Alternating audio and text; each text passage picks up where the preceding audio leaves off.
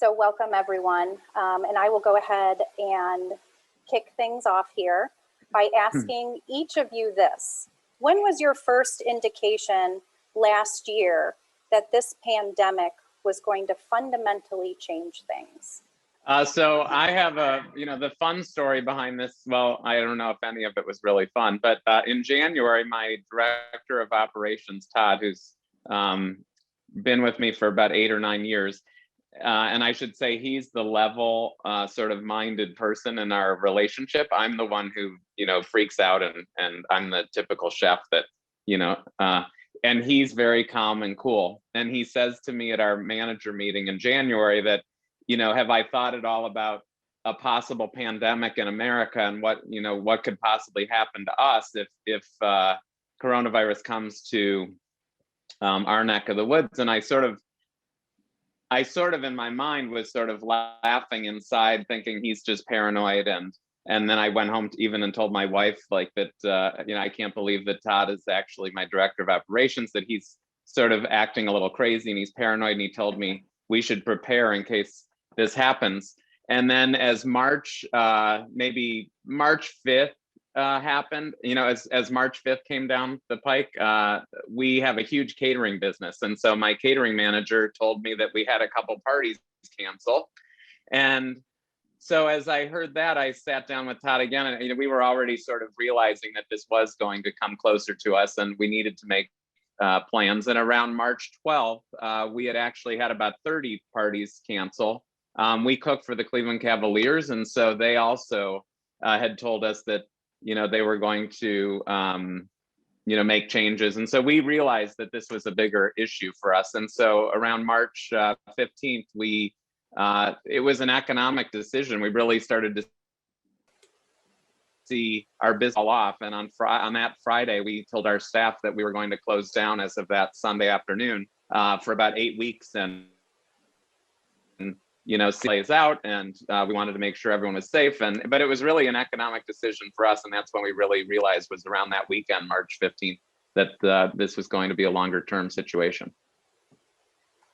Interesting. And how about you, Lori? So I do a lot of landlord side work, and I started to get a lot of calls from landlords about tenants who were refusing to pay their rent, citing some very creative arguments and excuses for why they couldn't pay their rent. The landlords were mostly sympathetic, especially to restaurant and retail tenants, because I think they were the most adversely affected. A lot of the office tenants who elected to have their folks work remotely, they were still operating, although their folks were working remotely. And that's a decision that they made for business reasons.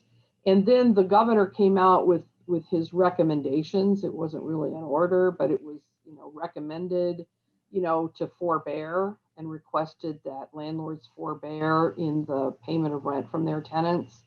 And that caused a whole other firestorm between the landlords and their lenders, because now they're not getting rent from their tenants, and it's not going upstream to the landlords and then ultimately back to the lenders. So for probably the first 3 to 6 months of the pandemic, when it first started back in March, that's about all we were working on, was revising leases and working through these various issues, which we could talk about in a little bit after Doug's presentation. Yeah, three really great perspectives there on as we reflect on how this all started a little over a year ago. And getting into the heart of the program now, I think each of you touched on this a bit, but we'll start with you, Doug. What changes have you seen and experienced in the restaurant business over the past year? So when we decided to close Fire down, as I had said, we thought it would be an 8-week time frame. We also knew the catering was done for the near term. I also, Zhug was a new concept that we had opened in November. We were just jammed to the gills with people up until, that week, March 15th, really. And we decided immediately to close Fire for the short term. We decided to close my catering commissary building for the short term.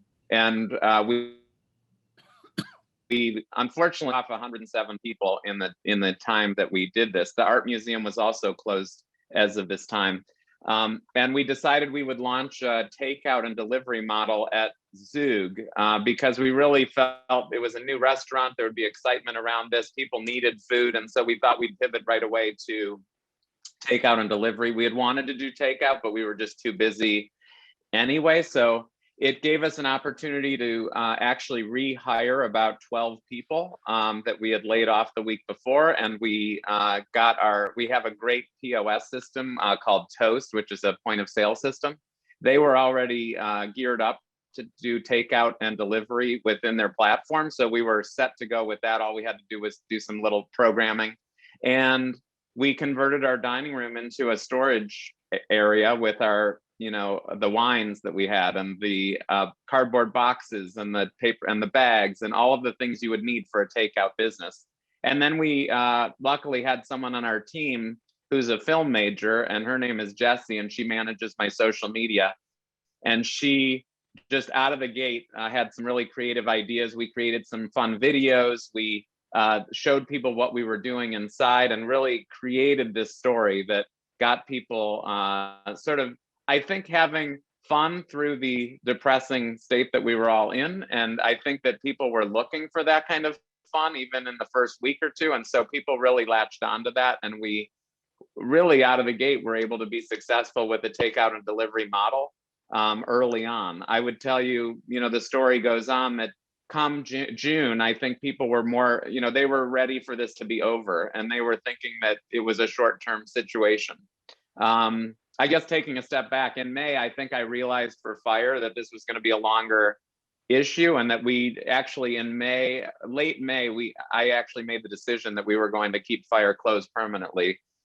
Started to talk to all of my advisors and figured out a plan. And as of July, we made an announcement that that would be the case. But come June, people were getting a little bit more lax and they were going out more, and we saw a downturn in our takeout and delivery business, which worried us. But at the same time, I had my diner building sitting empty, and I thought it was a perfect time to launch two new concepts that we could actually run in the same way we were running Zhug as a takeout and delivery model. This was an opportunity to hire some more staff. It was also an opportunity to explore some other concepts that I was wanting to work on. And so one was called Chimi, which we launched in June, and it was short for chimichurri. It's a South American ghost kitchen. Ghost kitchens are really kitchens. I have a catering facility where we have a kitchen. I don't have a dining room. So I was able to use my catering facility to run this restaurant. A ghost kitchen is really a restaurant that does not have a dining room, where it's just takeout and delivery. So it was perfect for that model.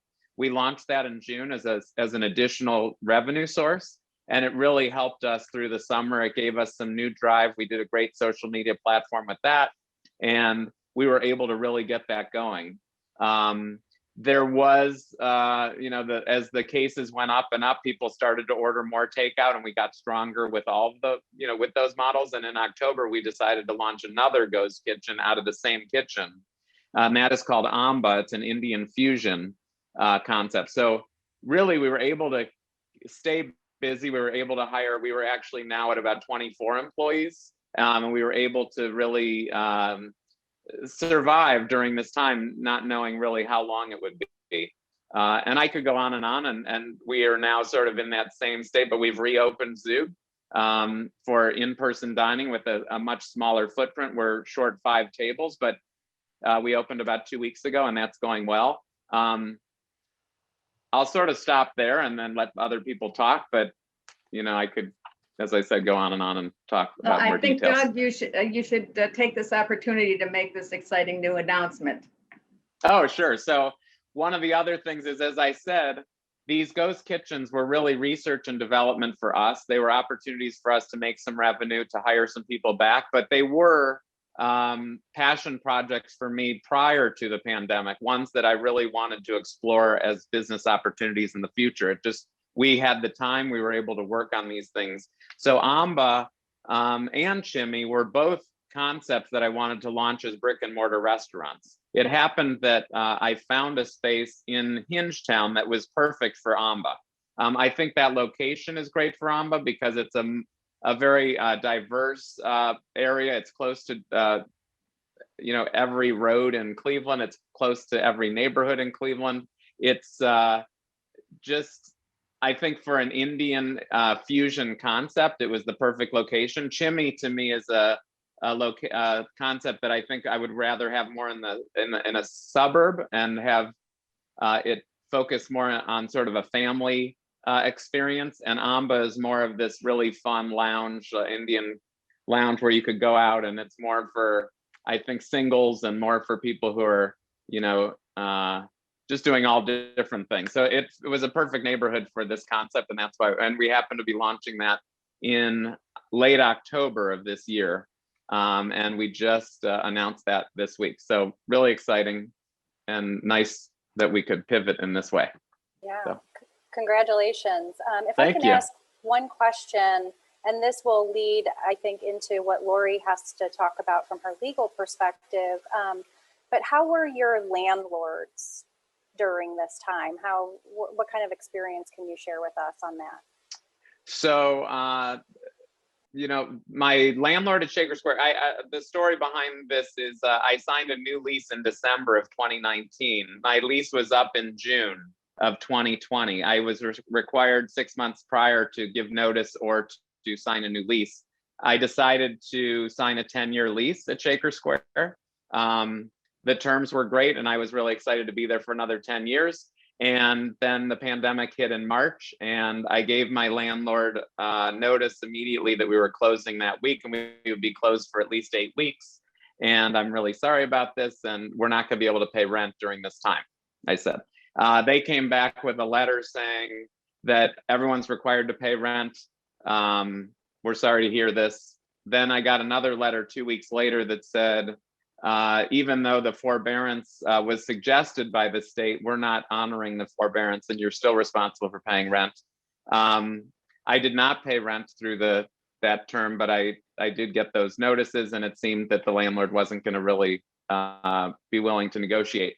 At Cedar Hill, where Zhug was located, immediately spoke to the landlord. He said whatever he can do, he's happy to do. If he can give me a free month of rent, he's happy to do it. If he can add an extra month at the end of the term to make it easier, whatever he could do, he was willing to do.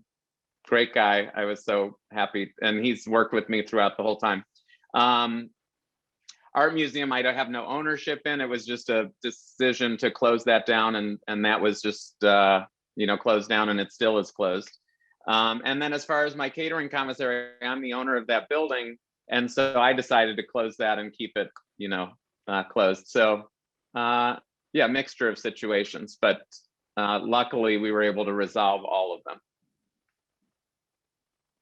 Right, that's consistent with what I saw after the pandemic. Heidi, if you could put up the first slide.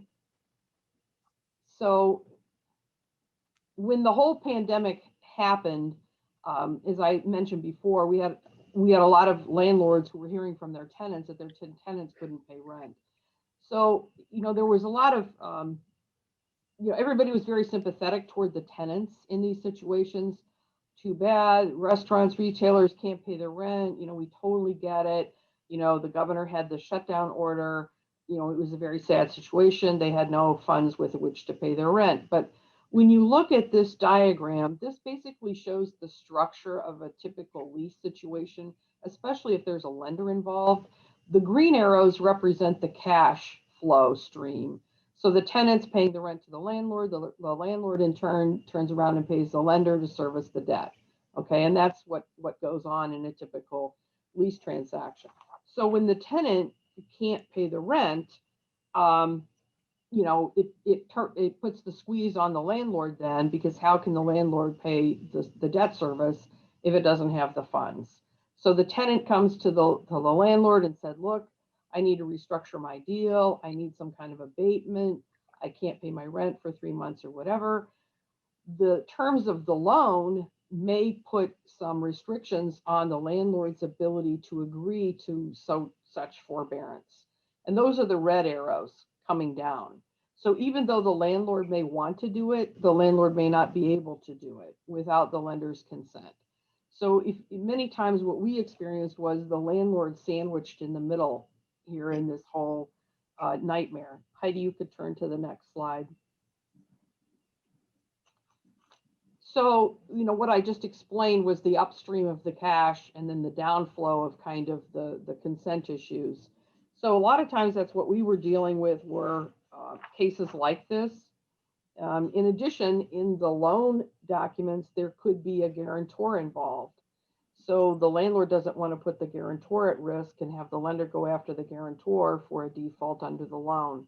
So it was very difficult. The other thing that made it particularly hard from the landlord's perspective, if the loan was a CMBS loan where there was a special servicer, we couldn't even get the servicer's attention. They couldn't give us the consent. They couldn't give us any direction on what to do with the tenant. So the landlord had to make a decision. What do I do? Do I risk a default under my loan and agree to the forbearance and rent abatement? Do I just throw caution to the wind and say, you know, screw it, everybody's making the same request and nobody's getting anywhere? Or do I tell the tenant, I'm sorry, I can't help you? Okay, so next slide, Heidi. So in these situations, the landlord had to make a decision. Do I really want to terminate my lease with the tenant? And sometimes they don't. They have a good landlord-tenant relationship. Like Doug said, some of the times you have a good landlord-tenant relationship. And I think anytime you do leasing work, I always encourage the parties to forge a good working relationship, because things are going to come up throughout the lease term. And if you have a good relationship, you know, things like this that happen, people are going to work with you. But if it's an adversarial relationship, it really won't. And so we had landlords that were digging in their heels on certain things. And the same thing for the tenant. And the other thing we experienced was, you know, court action was difficult. The governor was encouraging moratoriums on evictions. Courts were closed. Still, it takes a long time to get a hearing on an eviction case. So it was difficult. So what ended up happening, Heidi, next slide, is people were developing some compromises. And there were things that the landlord could do that didn't involve rent. So for example, they could allow for curbside pickup. They could allow the tenant to go to reduced hours of operation. They could do increased cleaning to make the tenant comfortable that, you know, people were taking COVID restrictions and protocols seriously. They could do signage regarding social distances. They could allow outside expanded seating areas outside, more creation of patios, things like that, more outdoor areas. I was at Crocker Park recently and I saw these little, they almost look like tiny little yurts. They were outside the restaurant and they were little picnic tables. So you could get like maybe 2 or 3 people in these little tiny yurts. So and it was heated. So in the wintertime, you could go out there. You couldn't sit inside the restaurant, but you could sit outside in these little yurts. So people were getting really creative about how they could use their space. The other thing, Heidi, next slide. The other thing that was going on was, especially with the restaurant or the retail tenants, they were saying, well, look, landlord, I'll pay you some percentage of my sales, whatever it is. Give me a break on the base rent. I'll pay you some percentage of my sales so that you're not completely out of pocket with nothing. Some tenants were asking for forgiveness later. Sometimes we had rent deferrals. Sometimes we tacked on more term at the end of the lease. Again, a lot of it was driven by the landlord-tenant relationship. So that's something to keep in mind. And I don't know if this pandemic is going to rear its ugly head again or not, but these are the types of things that we have to be cognizant of, and how do we move through it. So I'll cover a couple more legal things in a moment, but I'm going to turn it over to Cyndie and Sarah, who are going to talk about changes in the office market. Great, thank you, Lori. So Cyndie, how was the office market prior to the pandemic? It's hard to remember that there was a prior to the pandemic. But 2019 was actually a good year for office leasing in Cleveland.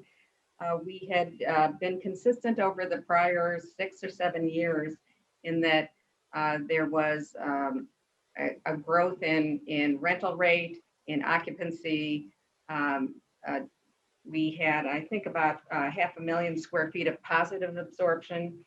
And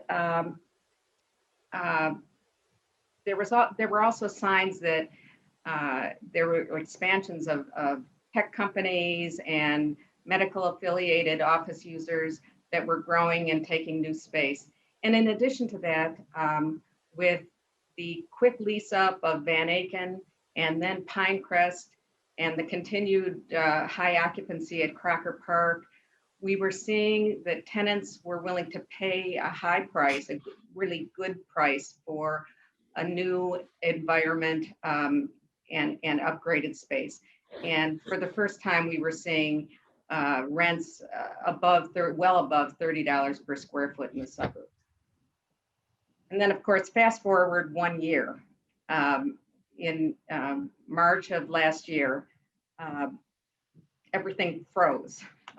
The entire office leasing business sort of went into a coma. There certainly were exceptions. Deals that were in process of being made might have slowed down for a couple months, but there were some deals that were made. We actually sold an office building in last fall, but for the most part, all of the businesses, or many of the businesses that closed, have been focusing on how they are going to stay in business and how they're going to reopen. Reopening has really been delayed, and now it looks like most of the offices won't be opening fully until the end of this year. And so that's where the focus has been for the business leaders and the decision makers, not on what they're going to be doing in the long-term future, but really how they're going to reopen. Yeah, and the question that I know is on most people's mind is, you know, we are a year out from this great work from home experiment, and there's a lot of debate as to whether this is a gigantic shift in the way office work will be conducted in the future, or just an anomaly due to these necessary responses to the pandemic. So what do you think? How do you see office space being utilized in the future? Well, first of all, we have to remember that remote work, or it used to be called work from home, has been going on for decades now. Starting with, I think, the late 80s and early 90s, when cell phones became part of everyday business life. We were able to disconnect from our physical office to be able to do business. And then with the increase in the use of the internet and then VPNs, we were able to communicate and retrieve files and collaborate with other team members using technology. Now, that was mostly an experiment, and it was used by companies to accommodate their employees. It was I've never seen it done to reduce the size of your office space. And I'm speaking for most office users in our region in Cleveland, Ohio. I'm not talking about San Francisco or New York, where there are different variables that affect that. So that has been going on for a long time, but certainly a year ago, that the whole Zoom era has accelerated, and companies have really made use of technology. The ones that have been able to do that and have been most nimble have been able to have a much smoother transition. And about a year ago, we started seeing people saying, I'm never going back to the office if I don't have to. I'm going to stay working from home. I don't think that that's the case if the same people were to be interviewed today, and the statistics are changing dramatically. I think that office workers now will want flexibility. They may want to work from home or work remotely 1 or 2 days per week, but the whole concept of 100% remote working is not something that chief executives and business leaders think that will help their businesses in the future. There is a huge loss of long-term culture for a company that you can't transmit via the cloud, and there's no replacement for in-person connectivity when it comes to mentoring and collaboration and the social aspect of working. So I don't think that long-term there's going to be a complete change to remote working. And with that, do you see the office space changing, or are you hearing about this from any of your clients? Are we saying goodbye to the open office concept? Do companies want more or less office space? What are you seeing or hearing? So most of this is conjecture because, again, companies are just starting to reopen, and most office users are on long-term leases. They're not making these decisions, and they're pushing back these decisions if they can, because they're just not sure either. But statistics have told us that unless a worker is working from home 3 or more days a week, the office space, the amount of office space that a company takes is not going to change dramatically. What we may see, and we will probably see, especially in the next year or two, is that workstations are going to be spread further apart. That there may be flexibility in when workers come in, so that that there isn't as much density. But I don't think that there's going to be a dramatic change in the way office space is laid out. What companies are going to pay attention to in their office space is the safety and the health of their employees. I think that sanitation stations and more distance kitchens are going to be the norm. But also, there's going to be a lot more attention paid to collaboration areas. I think what a lot of companies and office users that I've seen are very unhappy about the lack of socialization and social interaction. And when visitors and when employees come to work, they're going to make sure that the collaboration areas are geared to maximize that kind of communication. In addition to that, they are going to change, I think, many of their rooms from a traditional conference room or huddle room to be able to accommodate better technology to make easy Zoom meetings and remote connections with other members of the task. But I do not see the actual layout of offices changing, nor the amount of space that companies are taking to be majorly different. Okay. I think you spoke for a moment about leases. How do you see changes in how leases are being structured? Are you seeing longer or shorter term lease agreements or rental rates going up or down? So that is something that I think is going to be a major change in our market. In the last couple of months, there's been a slight pent-up demand, and we're starting to see activity, especially for tenants whose leases expired or several months ago and didn't do anything about them, or their lease expiration is coming up and they have to make decisions. While traditional leases, office leases, have been 5 to 10 years to accommodate, tenant improvements and the cost that the landlord is incurring to make their deals, tenants are much more reserved in their ability to think outside the box 5 or 10 years in advance. And what we're seeing for the first time is tenants who want to make a 1 or a 2 or a maximum 3-year deal. And that does change the market quite a bit. In terms of rental rates, we don't know. There's no question that this is going to be a very tough year or landlords. There's a lot of sublease space on the market, which always depresses the market in general. So it's going to be a competitive time. It's definitely going to be a tenant's market for a couple of years. And any tenant, for example, a law firm or accounting firm that has a very stable long-term future, they know what's going to be happening, and they have not suffered any business losses. To the contrary, in the last year or so, we'll be able to benefit. Okay, thank you, Cyndie. Lori, I think you have some other topics to discuss, some other legal challenges, Yeah, issues facing landlords.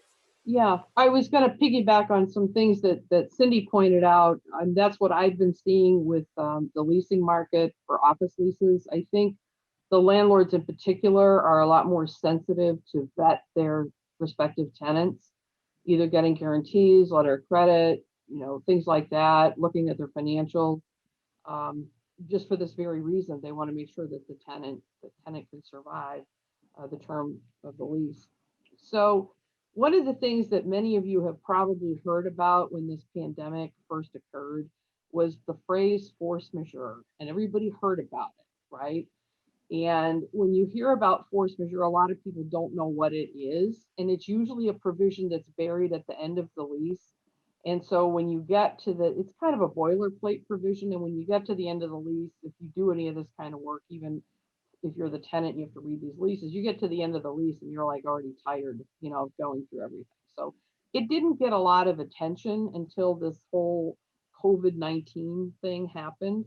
So I wanted just to tell you what it is, and I wanted to say how we're changing it or revising it going forward. So basically what it is, it defines the scope of some or unforeseeable event that would excuse non-performance by a party. Okay, it doesn't mean economic conditions that have changed or things like that. It usually does not give you a reason not to pay your rent. It's things like hurricanes, tornadoes, things like that. And there usually is in the force majeure clause, or there can be, if you want to invoke it, you have to put the landlord on notice. Say, hey, I'm invoking this force majeure clause. I can't perform because of this reason. All right. It doesn't mean that you get a pass on it because the event is extremely difficult, expensive, or burdensome. So a negative impact does not really cut it for you. So Heidi, go to the next slide. So I'm going to show you, this is what a sample force majeure provision looks like.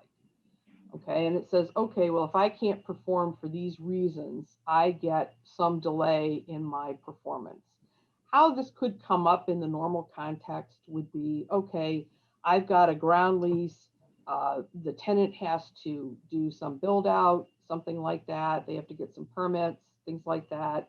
And they can't do it because the government agency is shut down and they can't get their permit. So they invoke this provision and say, look, I can't perform something completely out of my control, so I need more time. Okay, but if you notice, it also says that you don't get excused from the payment of rent. And we go back to our structure diagram, the landlord still needs the rent, even though the tenant can't perform because there's been some interference on the tenant's part. What we have been doing since March of last year is changing the force majeure provision to provide for pandemic and epidemic as a reason for the excuse of performance. This has come up with one of my development clients because they've been unable to get permits from the local town for their development because the town is basically not having meetings. And sometimes there's a sunshine law where the meetings have to be open to the public, and that's not happening. And then there's a question of, well, okay, if you do a Zoom meeting with the town, does that qualify? Is that truly open to the public? When you have maybe an older person who's not on the internet, doesn't have the opportunity to be there and make their voice heard. So in those cases, we wanted the right to invoke the force majeure provision in the event of this pandemic that prevented our performance. So that's what force majeure is. And the other term that you may have heard is eminent domain. And eminent domain has two, Heidi, next slide. So when the governor shut down the state of Ohio, people were saying, well, that's an event of eminent domain. That's a taking, because now you've prevented my ability to operate, and that's a taking. Heidi, can you go to the next slide? There you go. So the Fifth Amendment of the U.S. Constitution provides that private property cannot be taken for a public use without just compensation. And so there's a takings clause in the U.S. Constitution and also in the state constitutions that provide generally for the same thing. So how a constitutional taking occurs is one of two ways. It's either a physical taking. So for example, if there's a road expansion, okay, that would be a physical taking. The Ohio Department of Taxation, or the ODOT comes in, Ohio Department of Transportation, and says, hey, I'm going to round off this corner. I need to take part of your land. I'll pay you for what I'm going to take, but that is in fact a taking. Or there could be a regulatory taking where there's a zoning ordinance or something like that that prevents you from using the property. So next slide, Heidi. So the question becomes, is it a physical or is it a regulatory taking? And in this case, because of the government shutdown, the government didn't, if the government had come in and said, okay, there's a hotel and we have to take over this entire hotel because we need to convert it to a COVID hospital, vaccination center, or COVID treatment center, or something like that. That would be a physical taking because they're actually taking it and now they're going to use it for a public purpose. But that didn't happen. I mean, what happened, Heidi, you could go to the next slide here because we're running out of time. But what happened really was the government exercised their police power and they said, look, for health and safety reasons, we need to have this shutdown order to protect the public. So in the event of a police power, there's no payment for the lack of use that somebody has to their property, okay? So that's what happened here. It was the exercise of police power. And you can imagine if everybody in the state of Ohio that was affected by the shutdown order, Doug's business, for example, landlords, you know, who had to shut their business down because they didn't have funds, you can imagine what a nightmare that would be for the state of Ohio. There was no way that they could compensate everybody who was affected by it.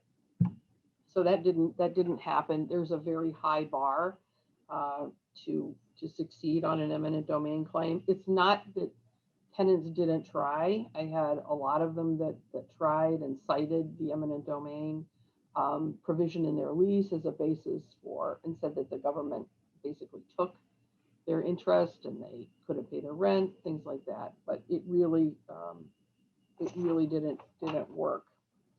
So what we've been doing in some of the leases now is in the eminent domain provision, maybe beefing that up a little bit and provide for other elements of closure. So if there is some closure event that happens, you know, some shutdown order and it proceeds for some period of time, that would constitute a taking and that would trigger the eminent domain provision in the lease.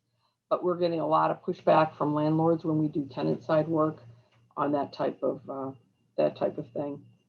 So that's basically what's going on. But I have seen a lot of activity in the office market and I've seen a lot of activity in retail development.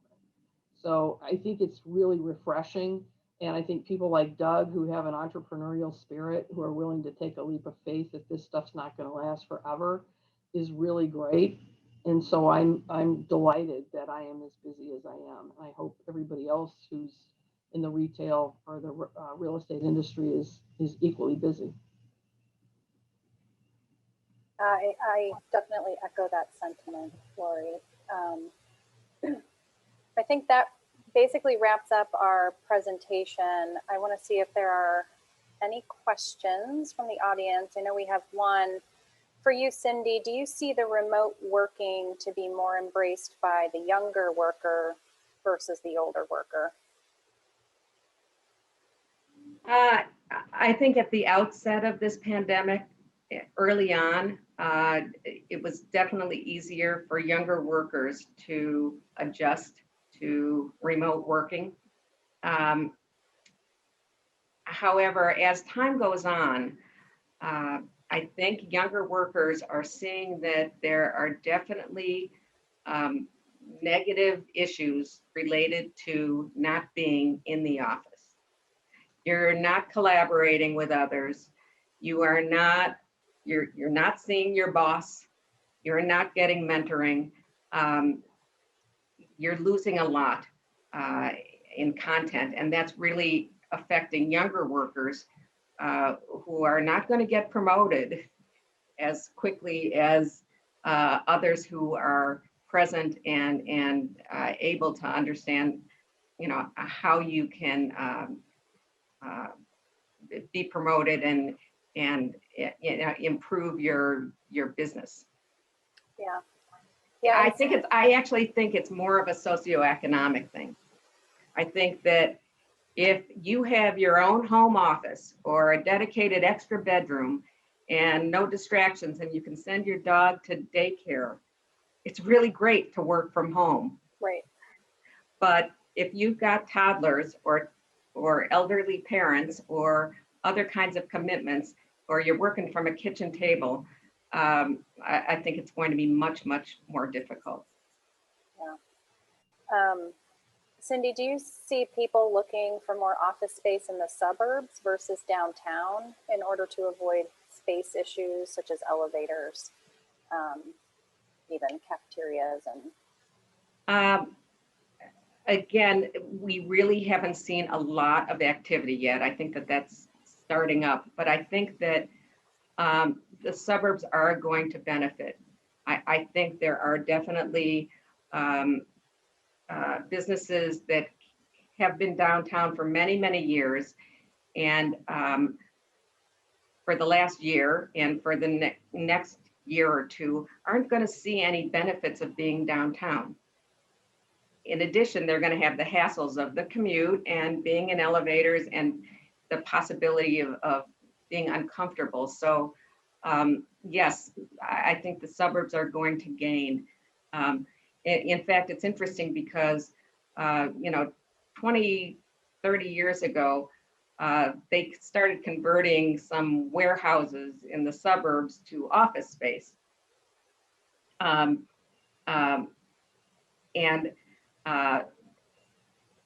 Right now, those buildings are not only, you know, getting way more than they should be in terms of rent compared to the big multi-tenant buildings that have, you know, all these amenities. But we didn't talk at all about the industrial real estate market, which is absolutely booming. But there are office buildings now that are being converted back to warehouse because that's where the market strength is. So I definitely think that the suburbs are going to gain some traction. Interesting. Doug, a question for you. Do you think the social media drive to buy local has helped your business survive? I think in general, I would say yes. I think social media is really the key to that. The local aspect, I think in these types of times, you sort of have to buy local, or you have to, you know, so I'm not sure if the local aspect was as important, but I think supporting your community for sure.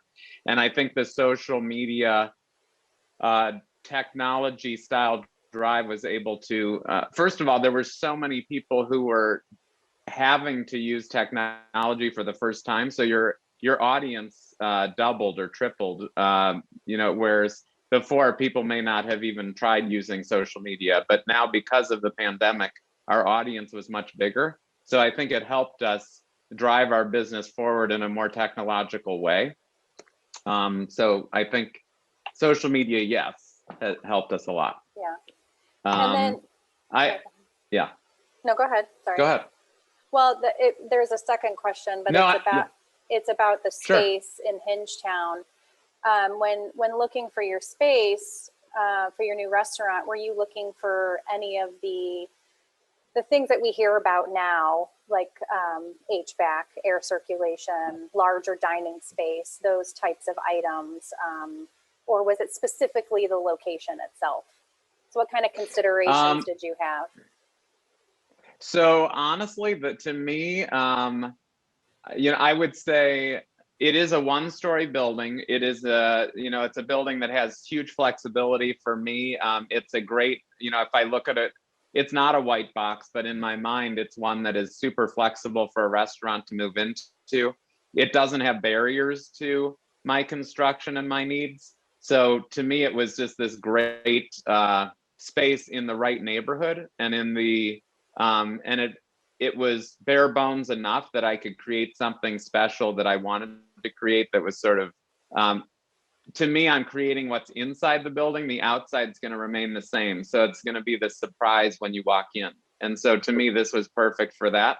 But I think a lot of people are making decisions like that. I'll tell you that I wasn't ready to expand or grow my business until I saw a reality or an end to the pandemic. I didn't want to put up plexiglass barriers in my restaurant and reopen. I didn't want to change what people's experience would be when they came back. I would rather be patient and wait, and have people want, I want people to come back to what we want to create, as opposed to,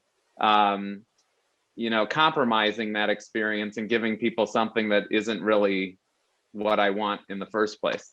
So the building was perfect for what I want, because it allows me to do exactly what I want. I want to take a step back too, in terms of the office discussion. And I think when I think of all of the things that happened throughout the pandemic, there was so much insecurity, there was so much unknown. And I think when you look at, as an entrepreneur, we need concrete sort of, clear signs for us to, when they say location, location, location for our business or retail businesses, that is just clarity in our market. It's saying that the customer is already there. We're going to open in an area that is going to make us successful. There were too many unknowns during the pandemic for any of us to make good decisions. So I think the wait and see mentality for an entrepreneur was the right approach. And I think not doing things until you had clarity was the right approach. I think the PPP at first, when it was launched, it was a great program, but there was so much unknown as to that program. And we didn't know if that money was going to be, were we going to have to pay that back? Were we going to be given a grant? So we were scared to even use the money or even apply for the program at first. And then as time went on, we realized, that would help us. The unemployment situation right now for entrepreneurs is hard because everyone's getting paid to stay home. So there's insecurity. We don't know if we can reopen and get the employees we need. So until there's clarity in the market, I don't think we can make great decisions. But what I would tell you as an entrepreneur and as a tenant, the more clarity there is, the more interest there will be moving forward, with the tenants and all. And when there's insecurity and when there's, back and forth and I'm not sure what we should do, and when those things are happening, it's hard to really get someone who wants to make a commitment and stay. So to me, the end of the pandemic is coming. I think we have great solutions for, whether it's vaccinations, whether it's moving forward. And so I see, optimism moving forward, but I also think we needed that clarity to move anything forward. Yeah. Okay. That's a great positive message, and I think we'll end on that. So thank you, Doug and Cyndie and Lori. If everybody can see, their contact information is here. If you have any additional questions, please feel free to reach out. It's been wonderful having you all participate in this and give your perspectives of what's been happening over the past year. I really appreciate your participation. Thank you. Thank you very much. Thank you. Thank you.